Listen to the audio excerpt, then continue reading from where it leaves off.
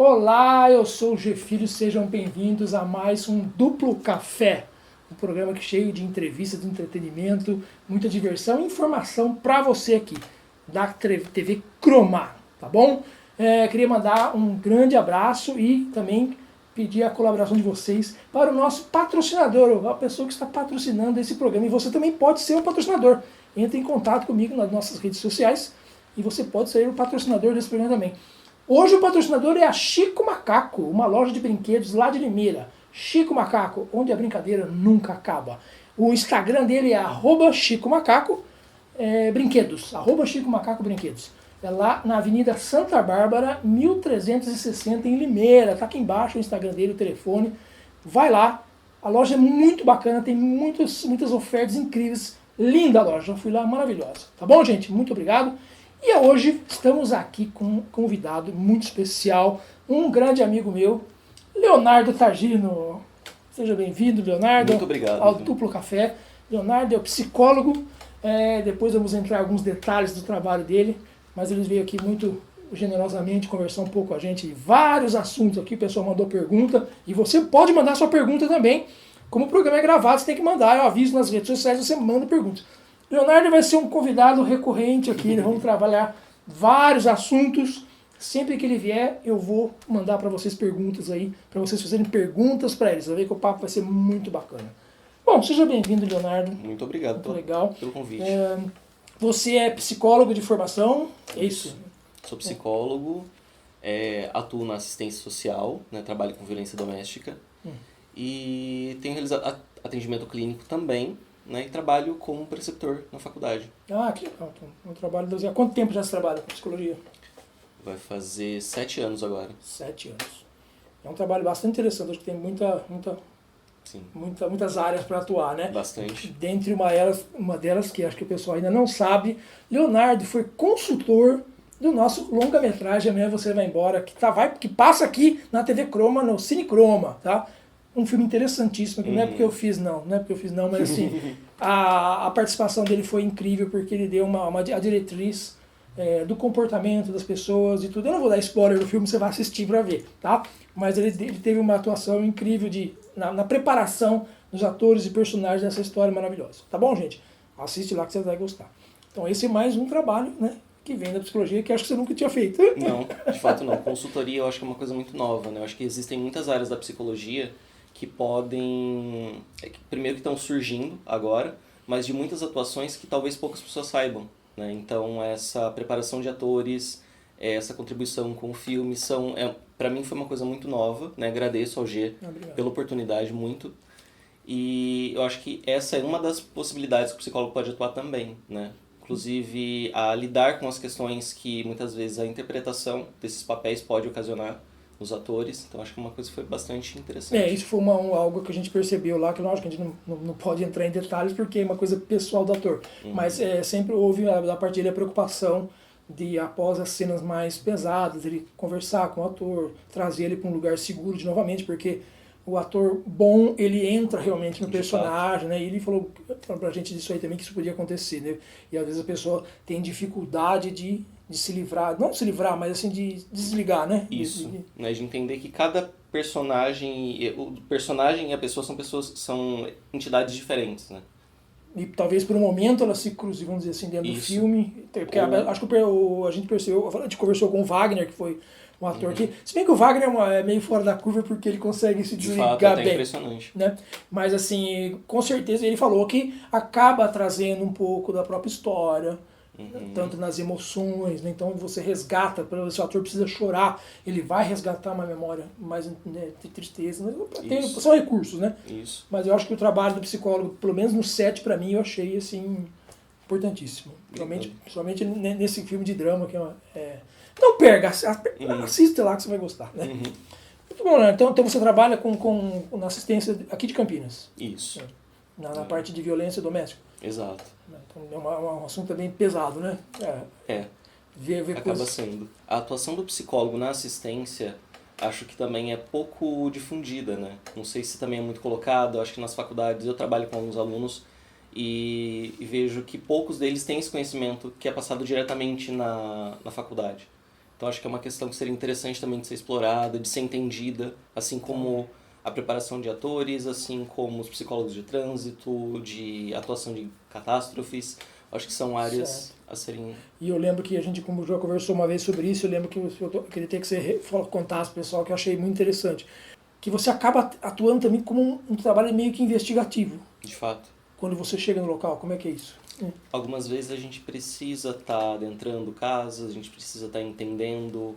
É investigativo no sentido de tentar entender como aquela pessoa funciona, né? Porque vem para nós não só as vítimas fragilizadas nessa situação, mas também vem as pessoas, os abusadores, os violadores, né?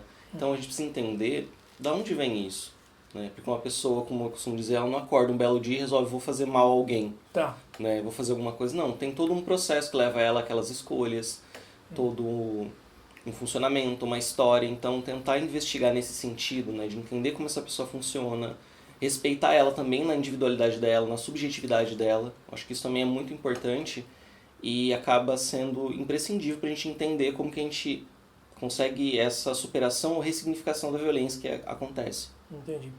E o que você pode, assim, talvez, eu sei que é muito amplo o assunto, né? É cheio de nuances, né?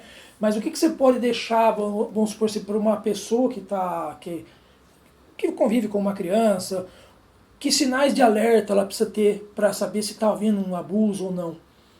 Dentre as violências que eu trabalho, uma bem significativa, uma bem expressiva dela é a violência sexual infantil, né? Infelizmente. E para aquelas pessoas que têm essa convivência com crianças, sejam educadores, professores, cuidadores, pais, primos, irmãos, a questão da alteração do comportamento é fundamental para esse entendimento, né? Essa alteração muito brusca, isso não só para as violências sexuais, mas para bullying, para outras coisas que estejam acontecendo, é muito comum, né? Então a criança tem um comportamento, seja de ser mais ativa, seja de ser mais retraída. Quando esse comportamento se altera bruscamente, né, em um dia ela está de um jeito, no outro dia ela fica diferente. Sem um motivo aparente assim que a mãe percebesse, seja o pai Isso. ou qualquer outra pessoa. É algo bastante importante para ficar atento, né? Acho que também entender quais os lugares a criança está tendo esse contato, né? Então, quando vai para um lugar e sai de lá e vem para cá, para casa, vai para casa de alguém, como que foi esse comportamento? O que se alterou? Ele não pode ser considerado como um único fator, né? De forma alguma. A gente está dando aqui uma pincelada, assim, é para você ficar atento, não quer dizer que né? Mas porque, lógico, que você vai ter que ter a ajuda de uma pessoa profissional, como o Leonardo, para identificar e falar e ter realmente a certeza de que está fazendo alguma coisa, né? Sim. Aí vai entrevistar a criança e tal, né? Mas é bom a gente ficar atento.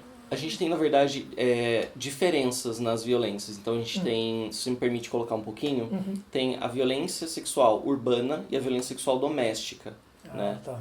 E daí elas têm diferenças, né? A gente falando especificamente da doméstica, a maior parte dos dados que a gente tem, eles não são 100% fidedignos. Porque qual que é o grande problema em relação a isso? Para a gente poder estar tendo esses dados, coletando esses dados, a gente precisa de denúncias acontecendo, né?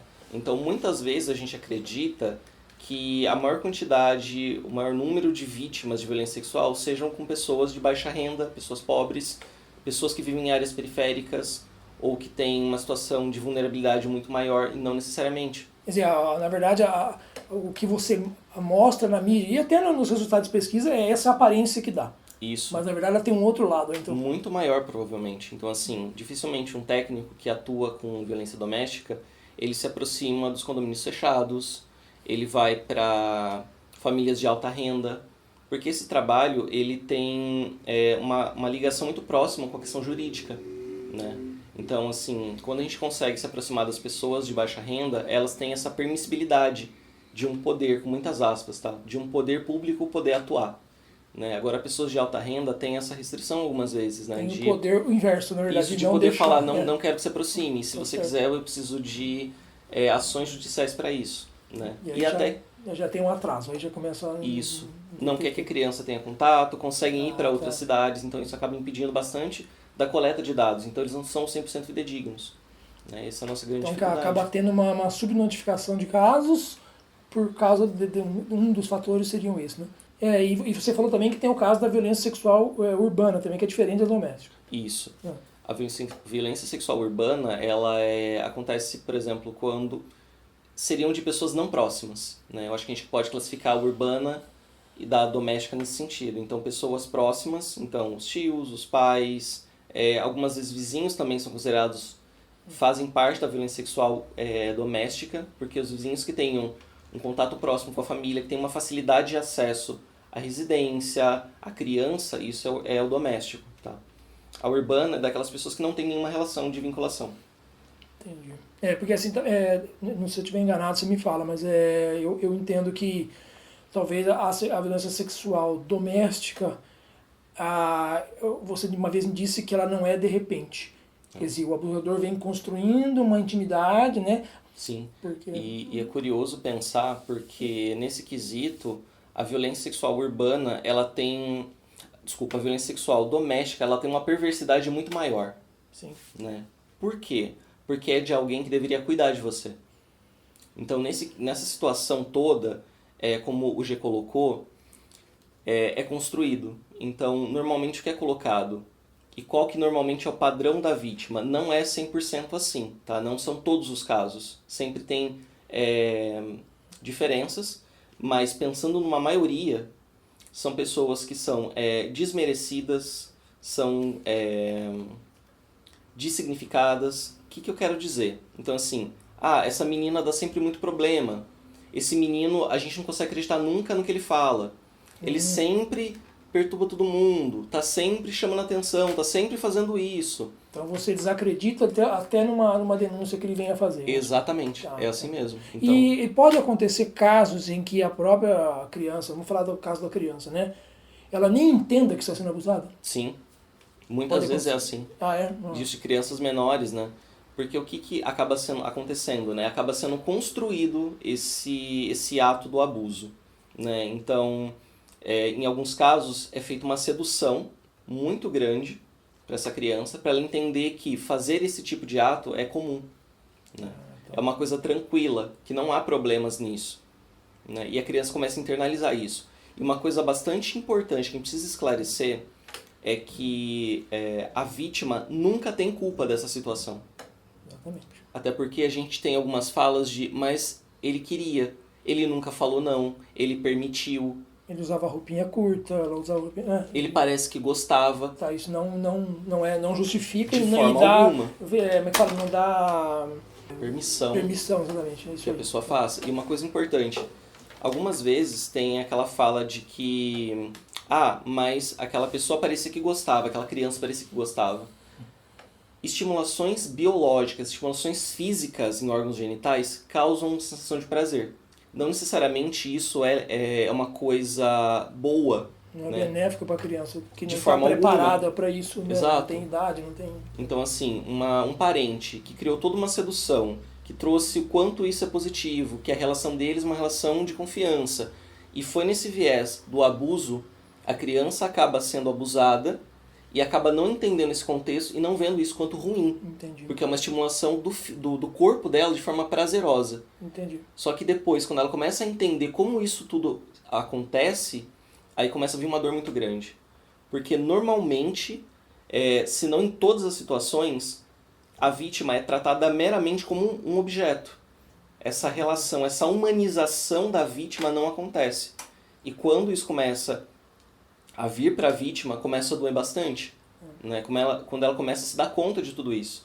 Por isso que algumas crianças, alguns adolescentes acabam resistindo dizendo, mas eu amo aquela pessoa, mas nunca aconteceu nada que eu não quis. Tá. Porque o entendimento e estar nesse lugar de vítima também é muito difícil. Tá, claro, porque ela foi contaminada desde cedo, né, com essa ideia, e ela acha aquilo normal, e vamos supor que não houve uma violência dolorosa, mas há algo psicológico. Tá, e me fala uma coisa, lógico que acho que quanto mais cedo você consegue identificar um abuso desse tipo, para você cuidar, você tratar como profissional de saúde, né? Uhum. Tratar de uma criança, quanto mais cedo, melhor. Sem dúvida. Né?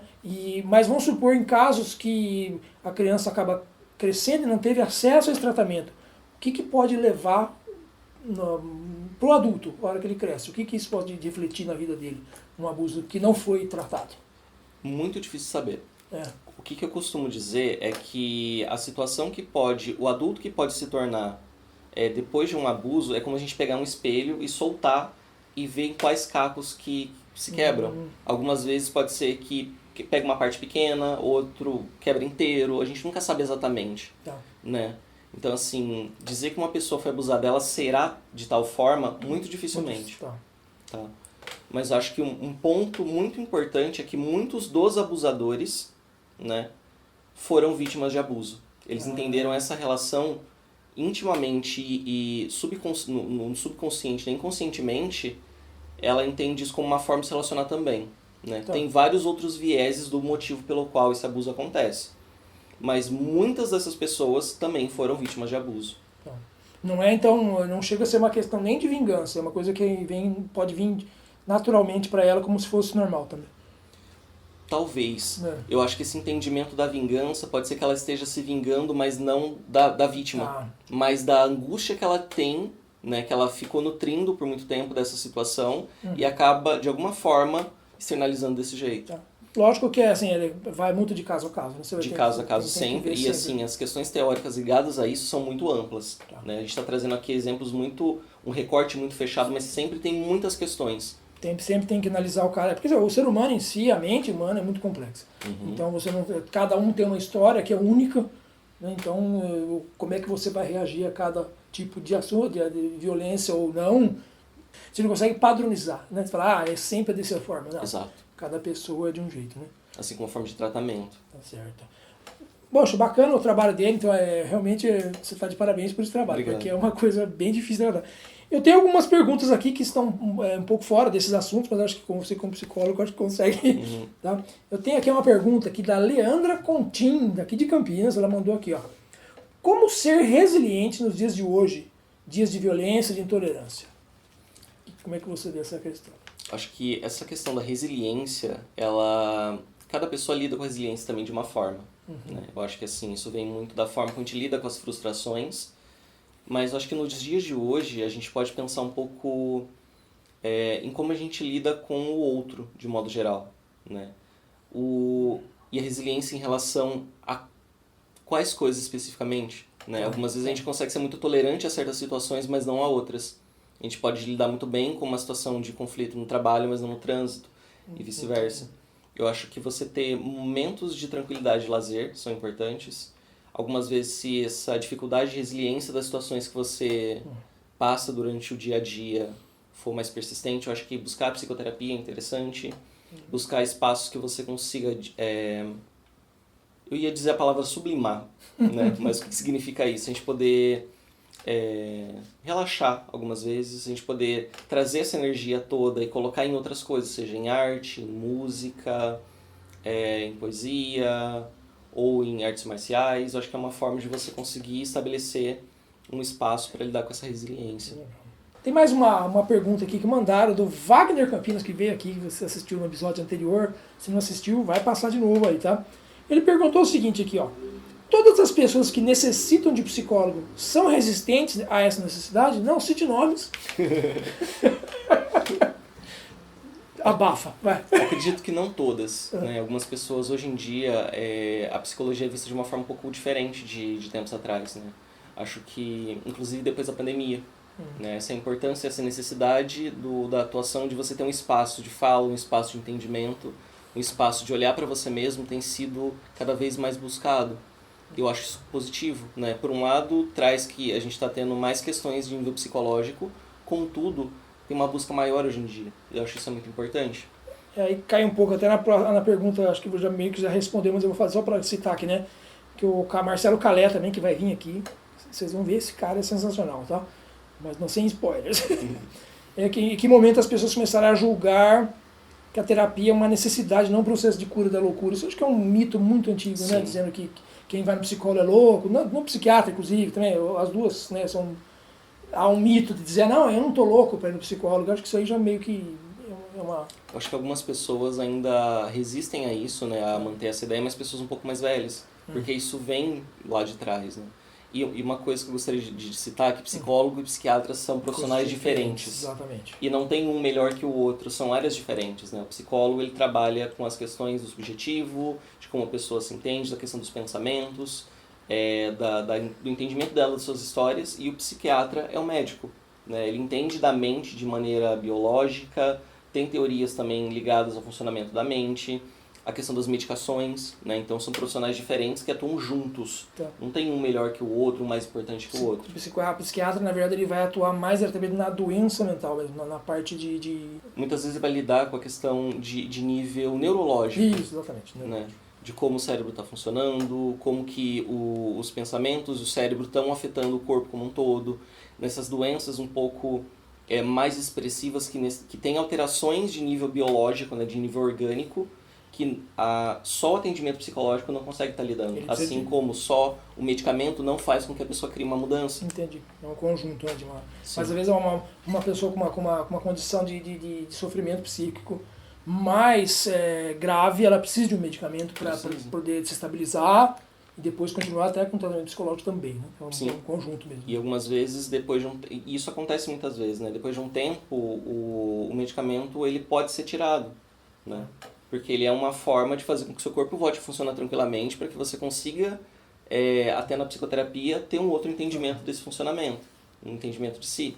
Depois disso, o medicamento ele pode ser reduzido e várias questões que o psiquiatra pode dizer bem melhor. Entendi. Né? E só sobre a pergunta, acho que essa busca e essa aceitação melhor para a psicoterapia, a pandemia contribuiu muito com isso, né? Nessa mudança.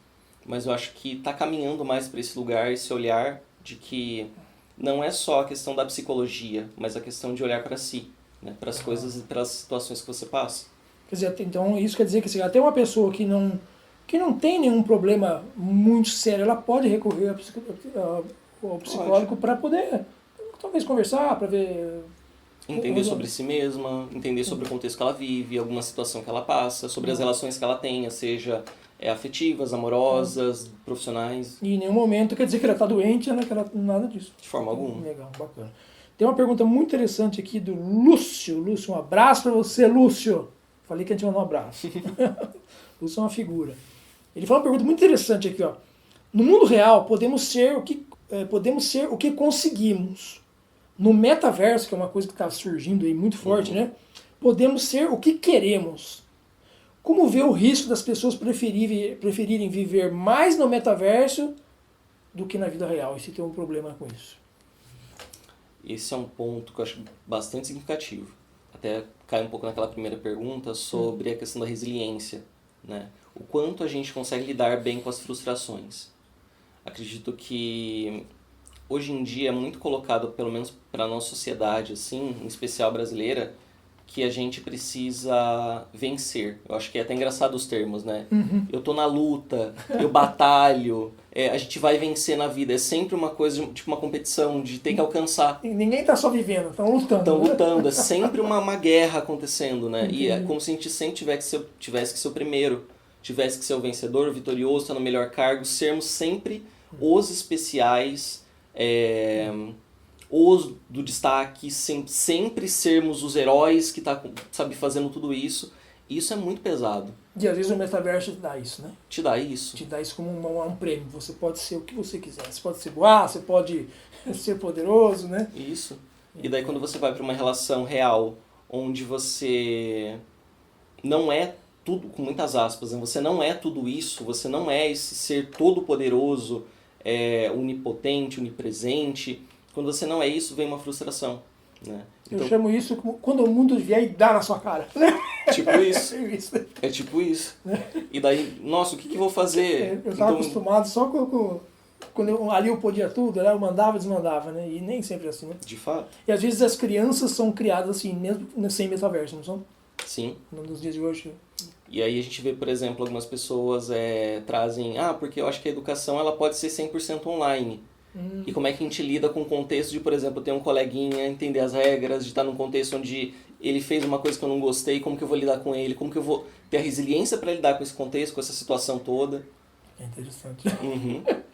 Bom, mas infelizmente nosso tempo acabou. O Leonardo vai voltar outras vezes aqui, trazendo muitos assuntos interessantes. Obrigado por você ter vindo. Siga ele nas redes sociais. E eu queria também agradecer mais uma vez a loja Chico Macaco, que patrocina esse programa, tá? A Chico Macaco fica lá em Limeira. Você entra aí no arroba do Instagram, né, o arroba Chico Macaco Brinquedos, e veja a infinidade de ofertas de brinquedos muito interessantes que tem lá. Tá bom? Agradeço muito. Se você quiser ser um patrocinador e parecer o seu negócio aqui, fale comigo aqui nas redes sociais e a gente conversa sobre isso também, tá bom? Então, muito obrigado por ter vindo, obrigado, Leonardo, e até a próxima, até o próximo Duplo Café, um programa feito para você.